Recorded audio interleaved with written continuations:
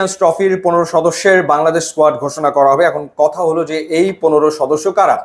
তামিম ইকবাল দুদিন সময় নিয়েছিলেন, কিন্তু তিনি জানিয়ে দিয়েছেন আর না, আন্তর্জাতিক ক্রিকেট থেকে অবসরে চলে গেছেন তামিম ইকবাল খান। সেক্ষেত্রে তাকে তো আর বিবেচনা করা হবে না।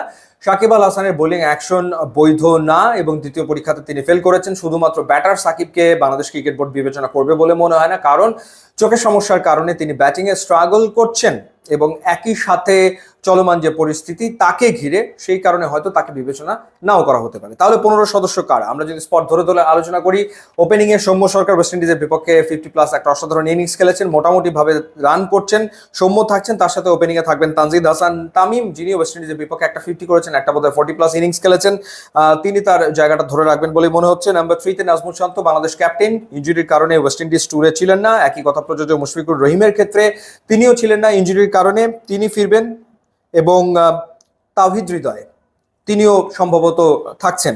এরপর মাহমুদুল্লাহ রিয়াদ, ওয়ানডেতে গত বছর বাংলাদেশের পক্ষে সবচেয়ে বেশি রান করা ব্যাটার এবং তিনি ধারাবাহিকভাবে বেশ কয়েকটা ইনিংসে টানা 50+ রান করে গেছেন।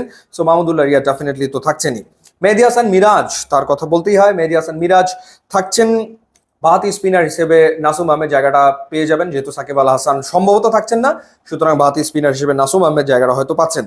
বোলিং এর ক্ষেত্রে যদি আমরা আসি, এই ক্ষেত্রে আসলে নির্বাচকদের একটু কঠিন পরীক্ষায় যেতে হচ্ছে, কারণ আসলে বেশ কয়েকটা অপশন রয়েছে। তো সেই ক্ষেত্রে তাসকিন আহমেদ, বাংলাদেশের leading fast bowler, Taskin Ahmed definitely থাকবেন।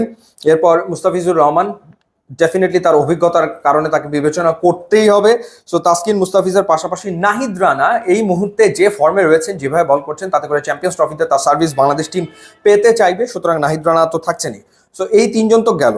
চতুর্থ নামটা আসলে কি?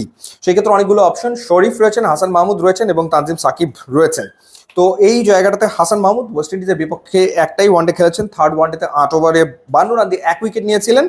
শরীফুল, তিনিও একটা ওয়ানডে খেলেছেন, 6.5 ওভারে 54 রান দিয়ে তিনি কোনো উইকেট পাননি। এবং তানজিম সাকিব 2টো ওয়ানডে খেলেছেন, একটা ওয়ানডেতে 6 ওভারে 45 রান দিয়েছিলেন দ্বিতীয় ওয়ানডেতে, এবং একটা ওয়ানডেতে 10 ওভারে 55 রান দিয়ে একটা উইকেট নিয়েছিলেন, সেটা ছিল প্রথম ম্যাচটা।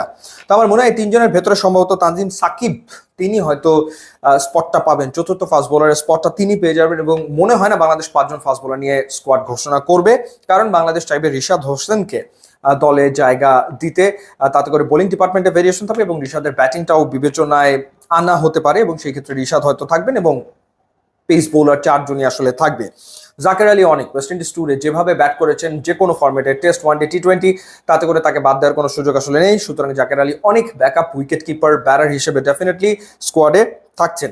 আর একটা স্পট বাকি থাকে, সেই স্পটটা কে পাবেন? আমার মনে হয় সেই স্পটটা আলটিমেটলি লিটন কুমার দাস তিনিই পাবেন।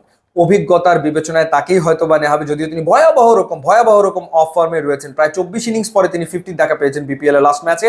তারপরে অভিজ্ঞতার বিবেচনায়, বড় আসরে খেলার যে এক্সপিরিয়েন্স তার রয়েছে এবং বড় অপোনেন্টের এগেনস্টে তার যে কিছু ইনিংস রয়েছে, সেই বিবেচনায় লিটন কুমার দাস ডেফিনেটলি জায়গাটা পাবেন এবং ব্যাকআপ ওপেনার হিসেবে বা হয়তো কোনো ম্যাচে তাকেই খেলানো হতে পারে, লিটন কুমার দাস স্কোয়াডে থাকবেন।